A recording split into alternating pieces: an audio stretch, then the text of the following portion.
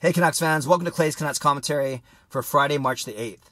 I'm Clay Emo, I'm at Canuck Clay on Twitter, I'm at Clayton Emo on Instagram, I'm the founder of the GLCPC, the Good Looking Canucks Positivity Club, and this is my Canucks take, all in one take. Another loss for the Vancouver Canucks last night, 3-2 to the Edmonton Oilers, basically putting a final nail into the coffin of their slim playoff hopes. Not going to recap the game too much. It's already too much time has passed. I've already moved on. But let's just say Brock Besser with 2 assists, a good showing. Alex Edler, another decent game. Not as good as his game against Toronto, but very visible on the stat sheet once again. And I thought Thatcher Demko played well, much better than he did against Arizona last week. And he's coming into his own a little bit against a very talented and very dangerous Edmonton Oilers team.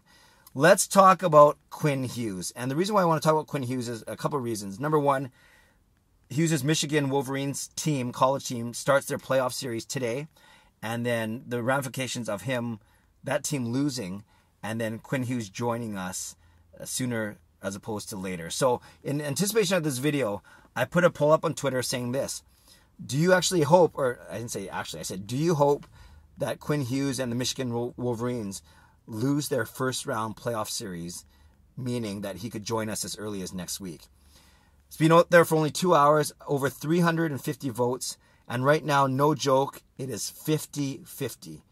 An even split right down the middle. Half of Canucks fans saying, yeah, I actually hope that they lose so that he can join the team sooner.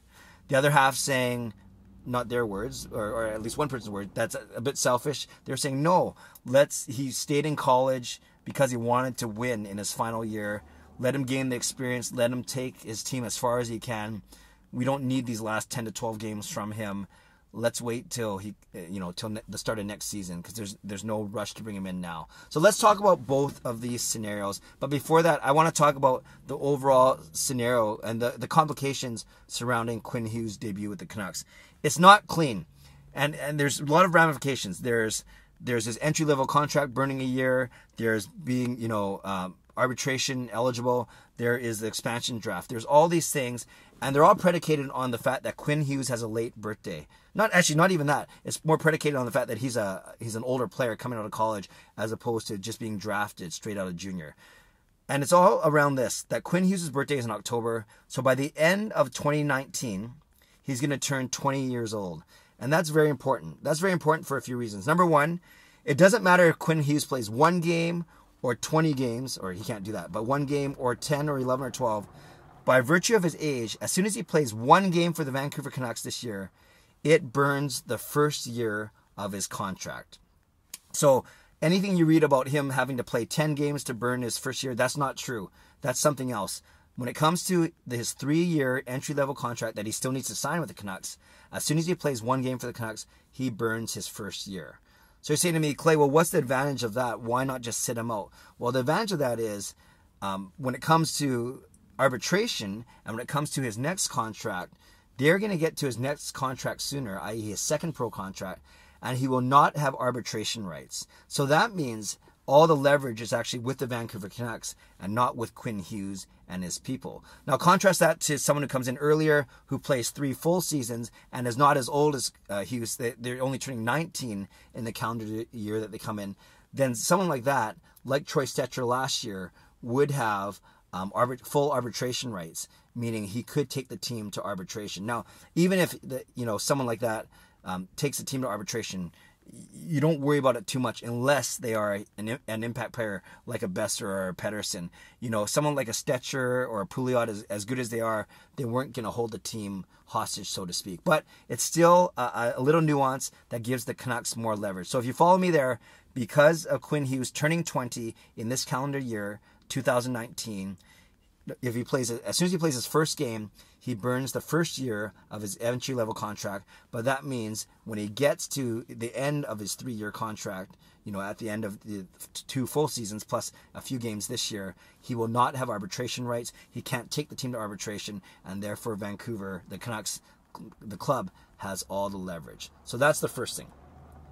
Now, this whole 10 games thing comes in, though, when it comes to being do they have to protect him in the Seattle expansion draft in a couple summers? So that's a very important thing as well. So he can play 10 games or less Of course, he burns his first year. I just said that. But if he plays 10 games or less, then the Canucks do not have to protect him in the expansion draft. Now, obviously, when I say they don't have to protect him, or if they do protect him, we're talking about, of course, they're going to protect Quinn Hughes if they have to. But what it does is it takes up a spot that you can't protect someone else, obviously. So the thing of it that way then, as soon as Quinn Hughes plays his 11th game this season, then you have to protect him in that expansion draft. So that's a really, really interesting nuance here, because everyone on my Twitter is saying, well, hopefully Jim Benning doesn't screw this up. Hopefully they won't, they can recognize that this is a huge disadvantage if they do so. And what's fascinating is if Quinn Hughes joins us on Wednesday, March the 13th, which would be the first game he could if his team loses, and I'll talk about his college matchup in a second, then including Wednesday, March the 13th against the Rangers, the Canucks will have 13 games left.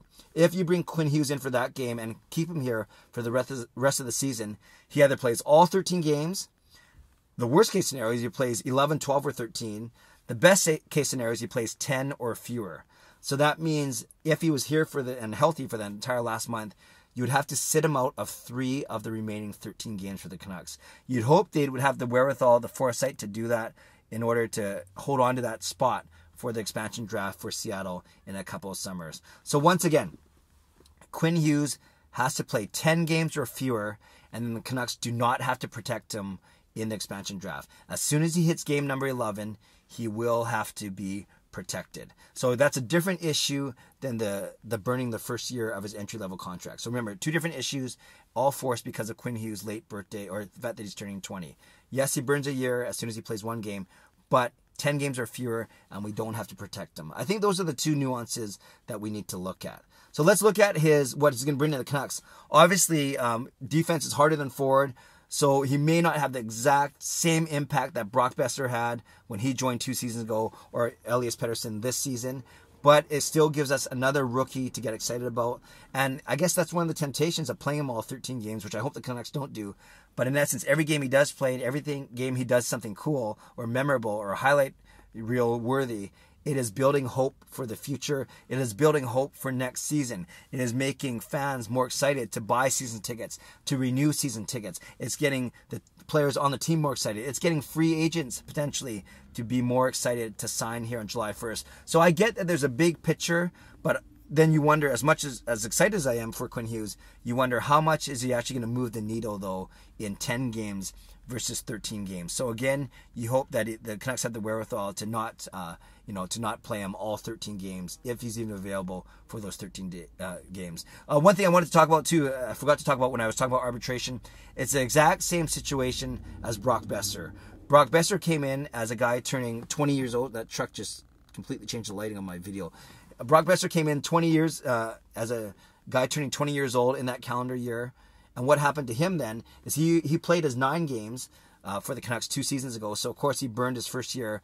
But same situation as Quinn Hughes would be in this year is he wouldn't, or in this situation, Brock Besser does not have arbitration rights when he has to negotiate his contract this summer. So that's an example of what could happen to Quinn Hughes, but it's a real example that's going to happen this summer when Besser looks to extend his contract as he's an RFA. So that's kind of an interesting nuance as well. So we know that the Vancouver Canucks are going to get a guy in Quinn Hughes that can help with the zone exits, can help with the power play, skating, plays off the rush, which the Canucks aren't that good at. All those things. Yes, he's going to make a few mistakes defensively, but I think that's something we can live with, especially if we get excited about our new shiny toy on defense. Doesn't mean the Canucks don't need to do more on the blue line on free agent time, but at least he'll be a big piece.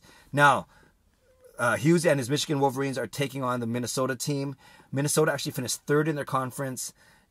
Michigan finished 6th. So that's a 3-6 matchup. There's a 2-7 matchup and a 4-5 matchup, and number 1 is waiting. So basically, the 3 winners go to meet the number 1, and that makes up the next series. Those 4 teams.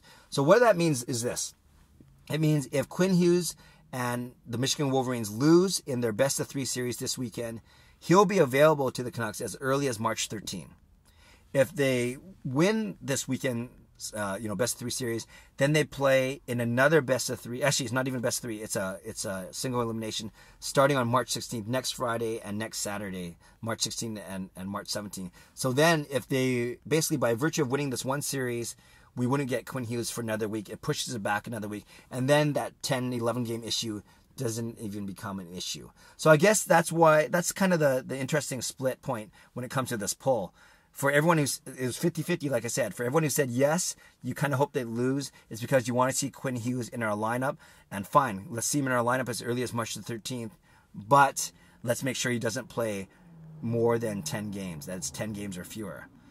For those of you that are saying no, you don't want him to lose, it's because A, maybe you already figured out this 10-game thing, and B, you want him to go as far as he can in college. We're going to have many years of him here as a pro. He stayed in college to win that championship, to be with his friends, to be with his teammates. And what's 10 to 12 games now? What difference that can make between now and starting in October with us next season? So I get why people are on either side of that decision or that vote. I know for me, selfishly, as a season ticket holder, I would love to see him in 3 or 4 games at the end of this season, 3 or 4 home games.